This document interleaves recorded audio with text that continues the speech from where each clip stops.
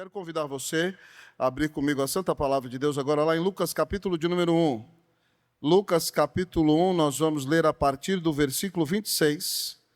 Lucas capítulo 1, a partir do versículo 26. Lucas 1, a partir do versículo 26.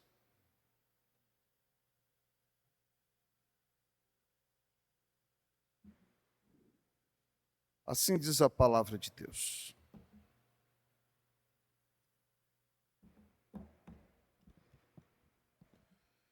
No 6º mês, foi o anjo Gabriel enviado da parte de Deus para uma cidade da Galileia chamada Nazaré, a uma virgem desposada com certo homem da casa de Davi, cujo nome era José. A virgem chamava-se Maria.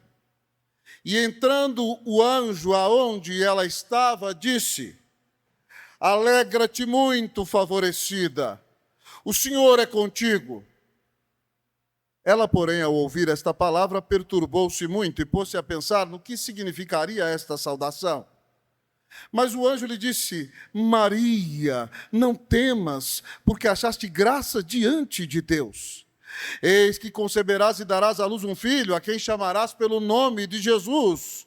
Este será grande e será chamado Filho do Altíssimo. Deus, o Senhor, lhe dará o trono de Davi, seu pai. Ele reinará para sempre sobre a casa de Jacó, e seu reinado não terá fim. Então disse Maria ao anjo: Como será isto? Pois não tenho relação com homem algum. Respondeu-lhe o anjo: Descerá sobre ti o Espírito Santo, e o poder do Altíssimo te envolverá com a sua sombra. Por isso também o ente santo que há de nascer será chamado Filho de Deus. Isabel, tua parenta, igualmente concebeu um filho na sua velhice, sendo este já o 6º mês, para aquela que diziam ser estéril, porque para Deus não haverá impossíveis em todas as suas promessas. Então disse Maria: Aqui está a serva do Senhor, que se cumpra em mim conforme a tua palavra. E o anjo se ausentou dela.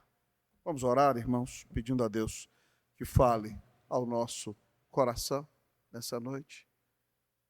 Querido Deus, eterno Pai, nós nos humilhamos mais uma vez diante da tua santa e gloriosa presença. Só tu és Deus. Tua palavra foi lida nessa noite tão singular. Ó Deus, em que vamos ter uma breve meditação na tua palavra. Estamos aqui celebrando o Natal. O fizemos, Deus, durante todo este mês. Em 3 domingos especiais nesta igreja, tivemos participação de todos os corais, Deus, ó Pai.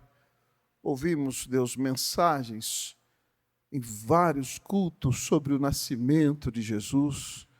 E hoje, Pai, na noite propriamente dita, a noite do Natal, em que daqui a pouco vamos nos sentar ao redor da mesa para celebrar com os nossos familiares o nascimento do Filho de Deus.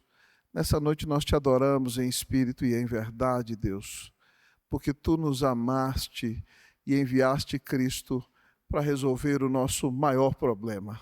Ó Deus, ó Pai, ó Deus, nós tínhamos uma grande dívida com o Senhor e nós não tínhamos capacidade de pagá-la. Ó Deus, somente alguém do tamanho do Senhor poderia pagar essa dívida. E o Senhor mandou Jesus. Ó Deus, totalmente homem. E ele veio como um menininho que nasceu na casa de José e Maria. Cresceu, viveu, morreu, ressuscitou. Pagou a nossa dívida. Ele é o nosso Rei, Ele é o nosso Senhor. E é por causa dele que nós celebramos o Natal. Pai, nessa noite, ao nos lembrarmos de toda a história maravilhosa, de tudo aquilo que o Senhor fez por nós, Ó Pai, deixa-nos tirar aplicações deste texto para o nosso coração. Ó Deus, ó Pai, para que nós deixemos de viver para nós e vivamos para Ti. E, ó Deus, que ao meditarmos na Tua palavra nesta noite, que a nossa fé seja renovada para um ano que vem pela frente. Que o nosso coração, Deus, ó Pai, seja cheio de expectativa, Deus, ó Pai. Que a nossa fé seja renovada, Deus, ó Pai. Que nós creiamos no Deus do impossível. Ó Pai, que nós tenhamos total disposição para servi-lo com todo o nosso coração. Deus fala conosco e abençoa a nossa vida. Nós oramos em nome de Jesus. Amém, ó Deus. Podem sentar, irmãos queridos.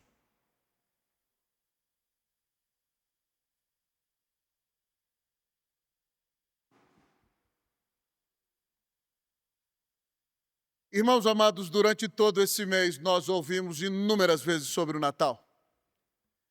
E nesse texto nós nos encontramos com um momento épico no qual o anjo aparece a Maria.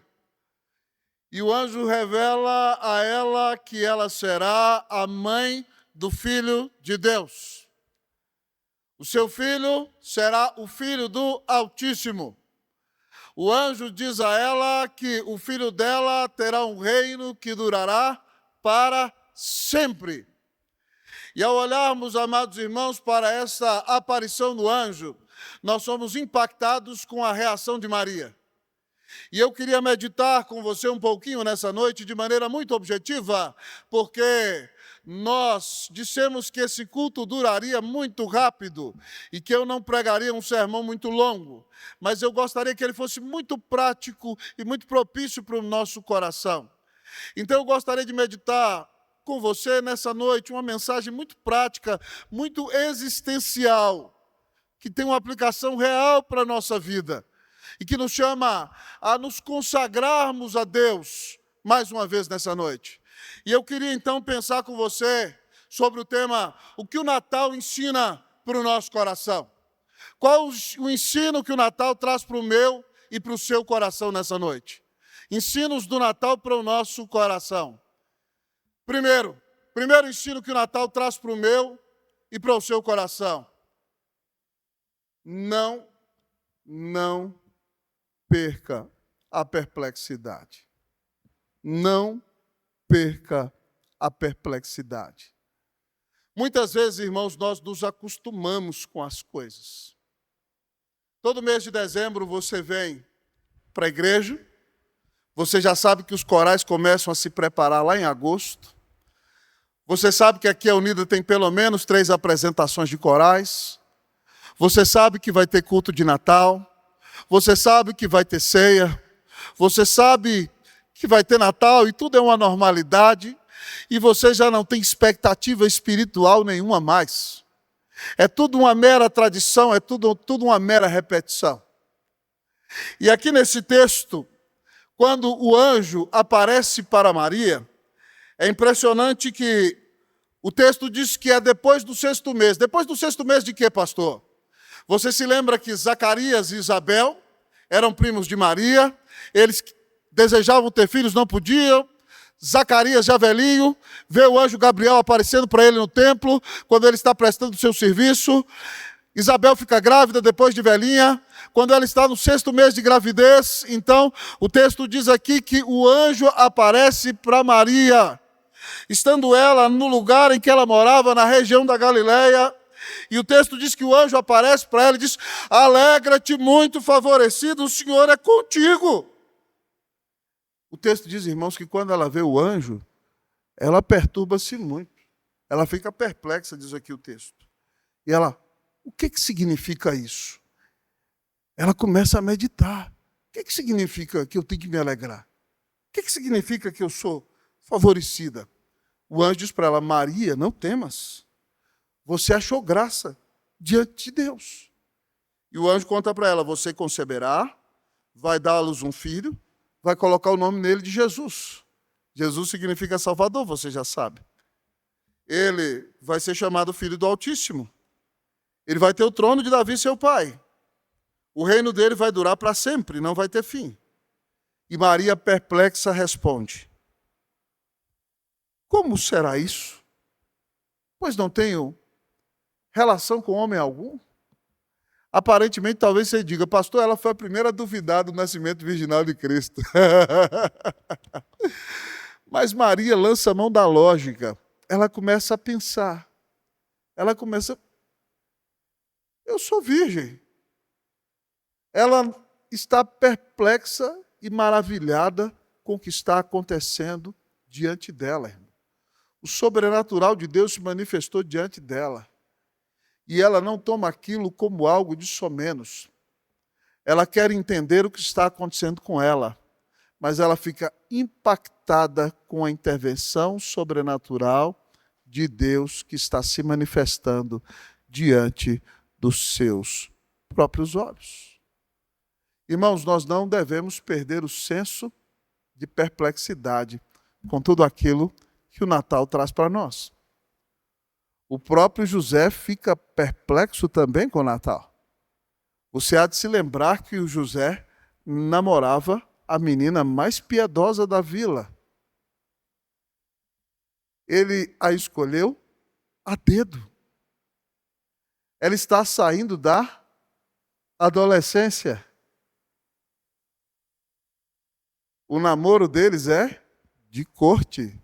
Ninguém nunca encostou um dedo nela. Ela apareceu grávida. Qualquer outro, chateado, ia levá-la às barras do tribunal. Eles já tinham casado de papel passado.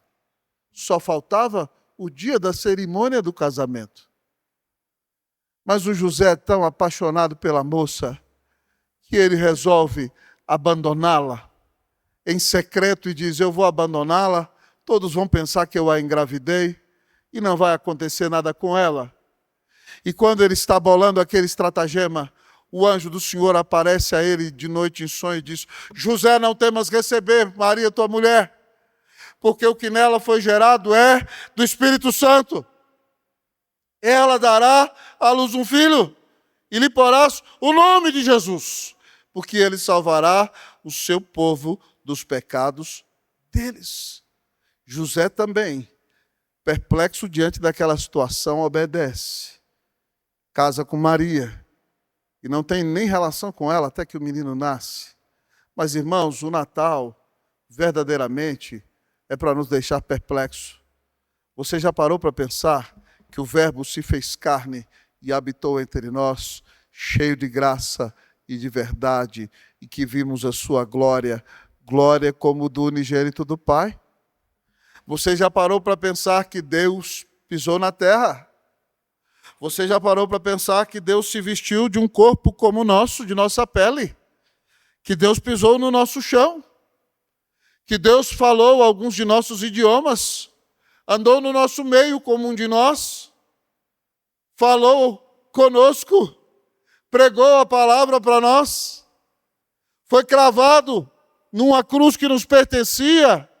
Ressuscitou e nos deu a vida eterna e perdoou os nossos pecados? Irmãos, o Natal é para nos deixar literalmente estarrecidos.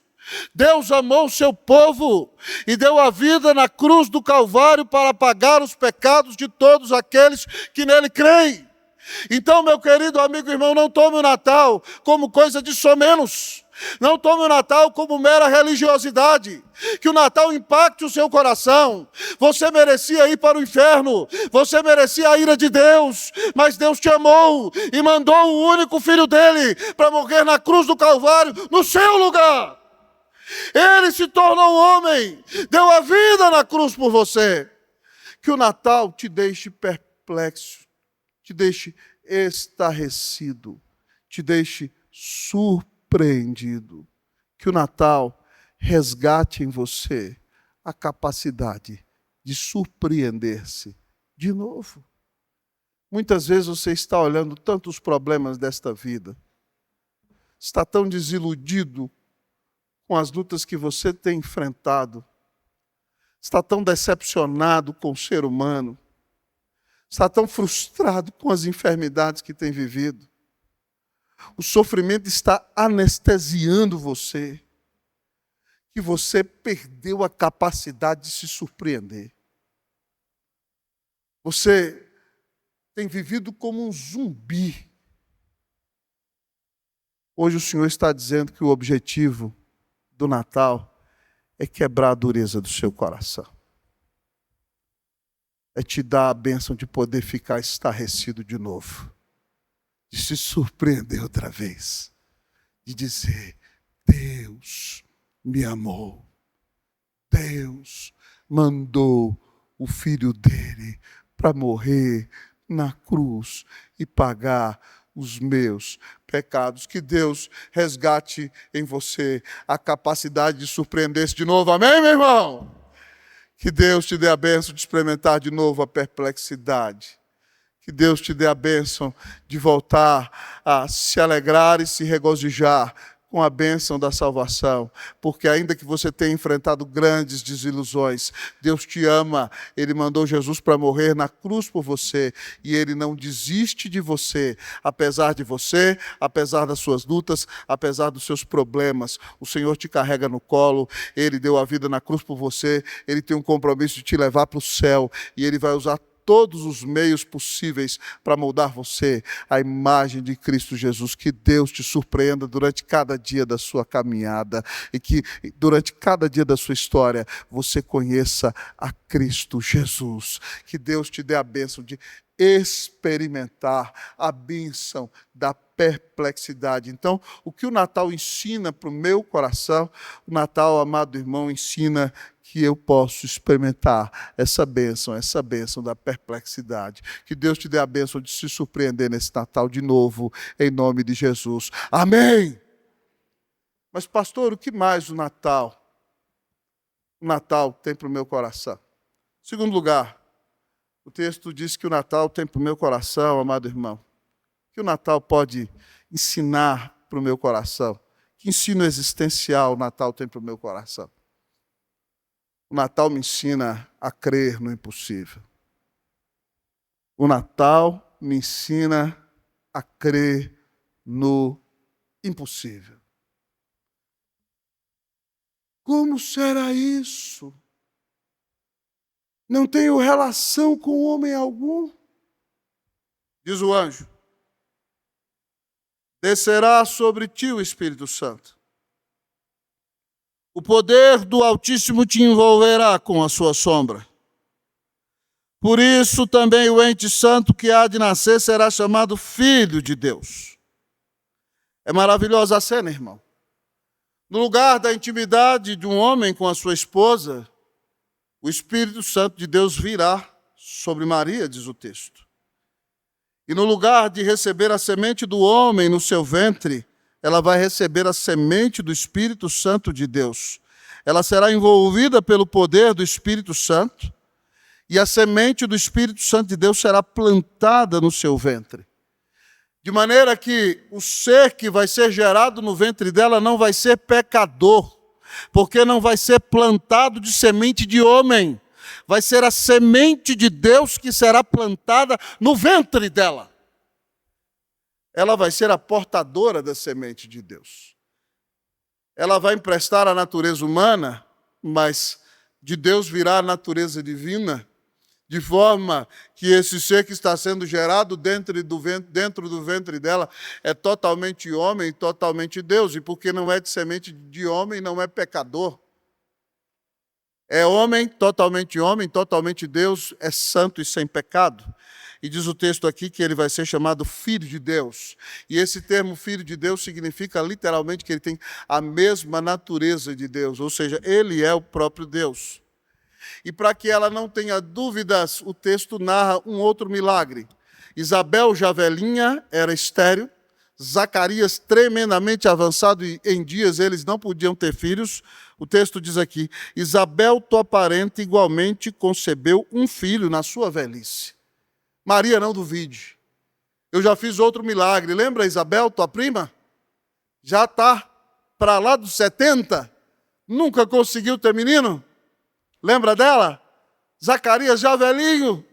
Ninguém acreditava que eles teriam filho, pois bem, concebeu na sua velhice. Para lá dos 70 é por minha conta, tá, irmãos? Ela está no 6º mês. Aquela que diziam ser estéril. E aí o texto diz: porque para Deus não haverá impossíveis em todas as suas promessas. Para Deus não haverá impossíveis em todas as suas promessas. Creia no Deus do impossível. Nós temos que acreditar, irmãos, que os impossíveis dos homens são possíveis para Deus. As pessoas incrédulas, irmãos, ficam perplexas quando se diz que Jesus nasceu de uma virgem. Mas nós que sabemos que Deus criou o mundo com o poder da sua palavra, sabemos que para Ele não é nada colocar uma sementinha no ventre de uma mulher. Se Ele disse haja luz, uma sementinha no ventre de uma mulher é algo pequenino. E porque Cristo tinha que ser alguém do tamanho de Deus para pagar o nosso pecado, Ele tinha que ser Deus e homem, e tinha que ser homem para nos substituir. Mas é impressionante, amado irmão, que o que é impossível para o homem é possível para Deus. Ninguém acreditava que Isabel ficaria grávida. O que é impossível para o homem é possível para Deus. É assim também conosco, irmão. Nenhum de nós pode converter a si mesmo. Nós estávamos mortos dos nossos delitos e pecados. E de repente você vem à igreja, você é um incrédulo, e o pastor prega a mensagem, e o Espírito Santo abre o seu entendimento, e você crê, e é ressuscitado, e se converte, e se torna uma nova criatura. Você que não entendia nada, de repente, meu querido amigo irmão, você entende e você crê. Eu não sei se você conhece a história, amado amigo irmão, de Genésio. Genésio, amado irmão, foi um cristão dos dias antigos, do ano 303. Diocleciano o contratava como ator para zombar dos cristãos. E no ano 303 ele estava fazendo uma peça para o imperador Diocleciano, no qual ele estava representando a Santa Ceia, nessa peça de teatro, zombando dos cristãos, diante de centenas de pessoas. E ele contratou vários atores naquela peça de teatro. E enquanto estava celebrando a ceia naquela peça de teatro, porque eu vos entreguei o que também recebi, que na noite em que o Senhor foi traído, ele tomou o pão e o partiu, depois de haver partido e dado graças, disse: este é o meu corpo que é dado por vós, fazer isto em memória de mim. Por semelhante modo, tomou também o cálice e disse: este cálice é a nova aliança no meu sangue, fazer isso todas as vezes que o bebedes em memória de mim, porque todas as vezes que comerdes o pão e beberdes o cálice, anunciais a morte do Senhor até que Ele venha. O público romano ria, zombava, e de repente, quando ele zombava, celebrando a Santa Ceia na sua peça, ele disse: eu creio. E as pessoas do teatro começaram a rir. Ele: não, de verdade eu creio. E aí o imperador começou a rir: não, eu creio que Jesus Cristo é o Filho de Deus.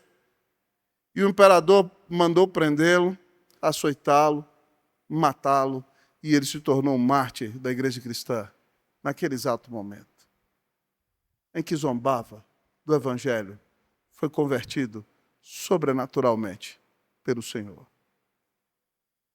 Os impossíveis dos homens são possíveis para Deus.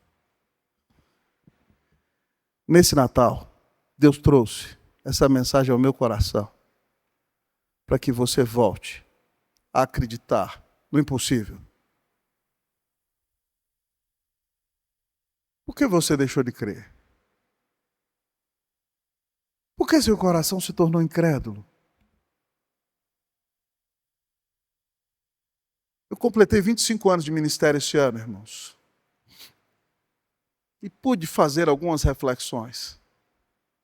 Pude olhar para trás e, apesar do pecado, da miséria, agradecer a Deus. Todos os campos onde eu tive o privilégio de pastorear, as pessoas me disseram que nós íamos dar errado. E graças a Deus. Quando eu fui pastorear no Chile, um grande teólogo, pelo qual tenho sincera admiração, preguei com ele numa conferência fora do Brasil, mês passado, disse para mim: o que você vai fazer naquela igreja liberal? Está virando liberal? Falei: não, reverendo, só não prego no inferno porque ninguém converte lá. Se Deus está me mandando para lá, você sabe que vai dar errado, pode dar errado. Falei: se Deus está me mandando, Ele tem um propósito. Quando nós fomos para o Guará 2, alguém disse: está indo para o cemitério de pastor do Sínodo de Brasília. Um pastor ligou para minha mãe, falou: seu filho teve um ministério abençoado no Chile, vai ficar 1 ano nessa igreja e vai ser mandado embora. Ficamos 10 anos lá, irmãos.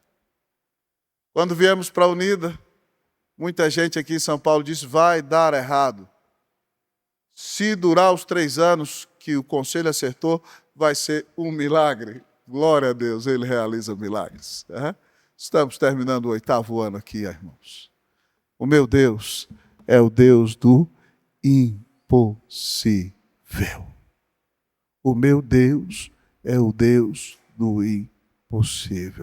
Então, nesse fim de ano, eu tenho pedido a Deus: Senhor, renova a minha fé.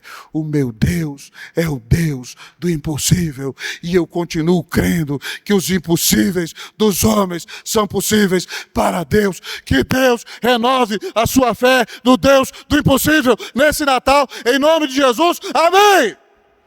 Que você espere grandes coisas de Deus nesse fim de ano. Que em 2026 você veja Deus realizando grandes coisas na sua vida, em nome de Jesus. Amém! Isso aí, menino crente. Ou menina, sei lá. Quem falou? Que Deus abençoe em nome de Jesus. Amém. Louvado seja Deus. Que o Natal ensina para o meu coração: não fuja da perplexidade. Não deixe de surpreender-se. Não se torne um anestesiado espiritual. Creia no Deus do impossível. Mas terceiro e último lugar, porque você quer ir para o jantar e eu também. Disponha-se para a missão. Disponha-se para a missão. Disponha-se para a missão. Depois que o anjo revelou tudo isso, a nossa querida Maria, a mãe de Nosso Senhor, nossa irmã em Cristo, pecadora como nós, lavada no sangue de Cristo, santa serva do Senhor. Vejamos a reação dela. Versículo 38. Vamos lá? Então, todos comigo, 1, 2, 3, vamos lá? Então disse Maria: aqui está a serva do Senhor, que se cumpra em mim conforme a tua palavra. Aqui está a serva do Senhor, que se cumpra em mim conforme a tua palavra. E o anjo ausentou-se dela. Maria corajosa demais, irmão. Maria corre sério perigo, irmão. O anjo não explicou para ela se José vai entender ou se não vai entender. O anjo não explicou para ela o que a vila de Nazaré vai falar a respeito. Ela é uma menina piedosa, de repente ela aparece com barriga. O que o povo vai falar? E mesmo se o José casar com ela, de repente o barrigão aparece. Ué, ficou grávida no primeiro dia do casamento? O que o povo vai falar? A reputação da Maria está em jogo. A Maria não está nem aí, irmão. A Maria não quer nem saber. A Maria quer obedecer. A Maria quer cumprir a vontade de Deus. A Maria é serva fiel.